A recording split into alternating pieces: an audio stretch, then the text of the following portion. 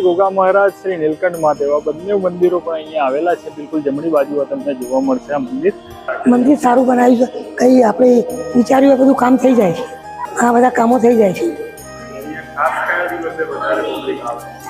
જે પ્રોગ્રામ હોય ને, જન્માષ્ટમી હોય, રામનવમી હોય, કોઈ બીજો તહેવાર હોય, એ દિવસે બહુ પબ્લિક આવે છે।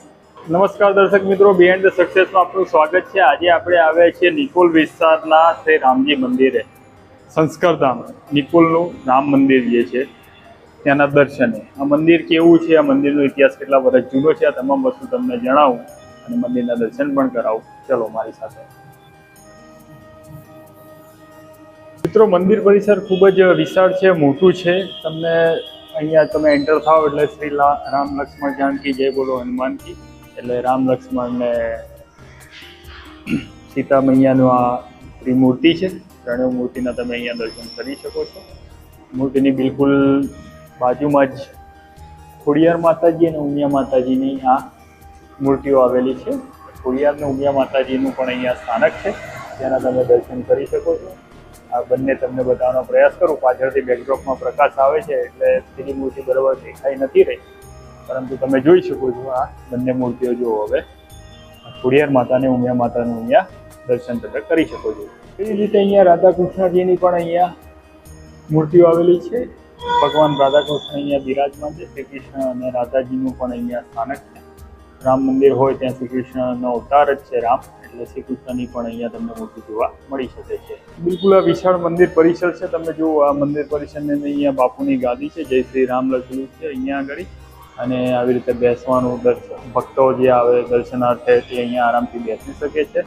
આપણે બપોરના સમયે આવ્યા છીએ એટલે ભક્તોની ભીડ ઓછી છે, પરંતુ મારો ઉદ્દેશ્ય માત્ર મંદિર પ્રોપર તમને બતાવવાનું, મંદિર કેવું છે એ બતાવવાનું હોય છે, એટલે હું તમને આ બતાવી રહ્યો છું। આ મંદિર પરિસરની અંદરના દ્રશ્યો।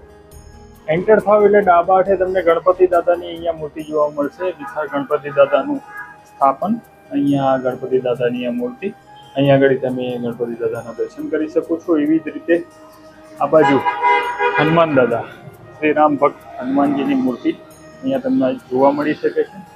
હનુમાન દાદાની પણ અહીંયા સ્થાપના છે। હનુમાન દાદાના પણ દર્શન અચૂક અવશ્ય કરવાના રહે। એવું કહેવાય છે કે હનુમાન દાદાને પ્રભુ શ્રી રામનું નામ લેવાથી જ ભક્તોના લાખો દુઃખ દૂર થઈ જાય છે। દાદા, તમારું નામ શું છે? ગોળાભાઈ એસ પટેલ। ગોળાભાઈ, અહીંયા રામજી મંદિરે કેટલા સમયથી આવો? હું 5-6 વર્ષથી।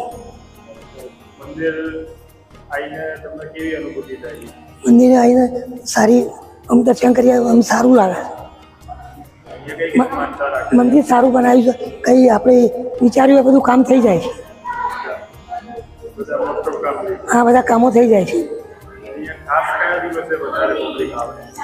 એ જે પ્રોગ્રામ હોય ને, જન્માષ્ટમી હોય, રામનવમી હોય, કોઈ બીજો તહેવાર હોય, એ દિવસે બહુ પબ્લિક આવે છે, બહુ ગરદી હોય। બીજા ભક્તોને સંદેશો આપવાનો કે બધા ભગવાનના દર્શન કરવા માટે મંદિરે આવો। મંદિર છે રામચંદ્ર ભગવાનનું, રામચંદ્ર પરિવારનું મંદિર છે, અને ઉમિયા માતાનું મંદિર છે, ખોડિયાર માતાનું મંદિર છે, હનુમાન દાદાનું મંદિર છે, અને ગણપતિ દાદાનું મંદિર છે। એવી રીતે બધા દર્શન કરવા માટે આવે છે। બાજુમાં મહાદેવનું મંદિર છે, નીલકંઠેશ્વર મહાદેવનું, ત્યાં બી બહુ પબ્લિક આવે છે। મંદિરમાં અવારનવાર પ્રોગ્રામો રહ્યા જ રહે છે। રામજી મંદિરના દર્શન કરો, ત્યારબાદ શ્રી જય ગોગા મહારાજ શ્રી નીલકંઠ મહાદેવ બંને મંદિરો પણ અહીંયા આવેલા છે। બિલકુલ જમણી બાજુ તમને જોવા મળશે આ મંદિર। આ અંદર અહીંયા પ્રવેશ દ્વાર છે।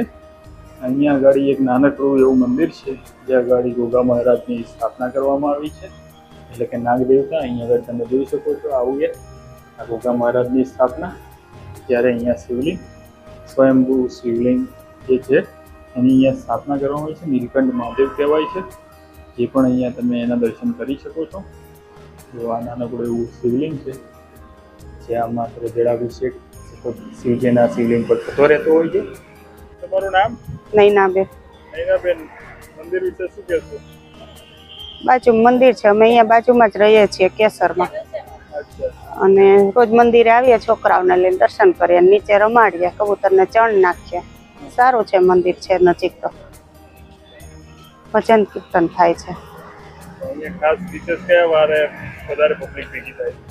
કાંઈ પણ તહેવાર હોય ત્યારે રામનવમી દિવસે વધારે કાંઈ પણ તહેવાર હોય ત્યારે પબ્લિક જાજી જ હોય, જમણવાર હોય છે.